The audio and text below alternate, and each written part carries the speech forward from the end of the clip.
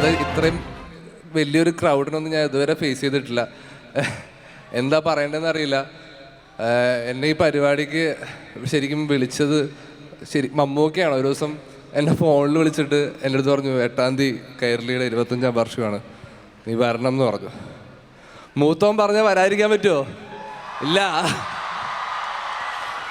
കൈരളിക്ക് ഞാനും കൈരളിയും തമ്മിലുള്ള ബന്ധമെന്ന് പറഞ്ഞാൽ കൈരളി ആയിട്ടല്ല, എനിക്ക് കൈരളിയുടെ സഹോദര സ്ഥാപനമായിട്ടുള്ള കൈരളി വി ആയിട്ടാണ് ബന്ധം. കാരണം ഞാൻ കൈരളി വിയിലാണ് സിനിമകളൊക്കെ കണ്ടുകൊണ്ടിരുന്നത്. ശരിക്കും ഞാനൊരു ചെറുപ്പത്തിൽ ഞാനൊരു മമ്മൂട്ടി ഫാൻ ആവുന്നത് എങ്ങനെയാണെന്ന് വെച്ചാൽ, കൈരളിയിലാണ് ഞാൻ ആദ്യമായിട്ട് മനു അങ്കിൾ കാണുന്നത്. മനു അങ്കിൾ കണ്ടതിന് ശേഷമാണ് ശരിക്കും ഞാനൊരു മമ്മൂട്ടി ഫാൻ ആവുന്നതും. പിന്നീടാണ് അത് ആ സിനിമയിൽ എക്സൈറ്റ് ചെയ്യിച്ചത്രയും വേറെ സിനിമ ഒന്നും എക്സൈറ്റ് ചെയ്യിച്ചിട്ടില്ല. അങ്ങനെയാണ് ഞാൻ സിനിമ എന്നൊരു ഇതിലേക്ക് തന്നെ വരുന്നതും. അപ്പോൾ കൈരളിക്ക് എൻ്റെ ജീവിതത്തിലും വലിയൊരു പങ്കുണ്ട്. അപ്പോൾ എന്നെ ഇങ്ങനൊരു പരിപാടിയിൽ എന്നെ വിളിച്ചതിന് മമ്മൂക്കയ്ക്ക് നന്ദി. മുഖ്യമന്ത്രി നന്ദി പറഞ്ഞ് പോകാൻ നിൽക്കട്ടെ, എനിക്ക് കുറച്ച് പേരെ വിളിക്കാനുണ്ട്.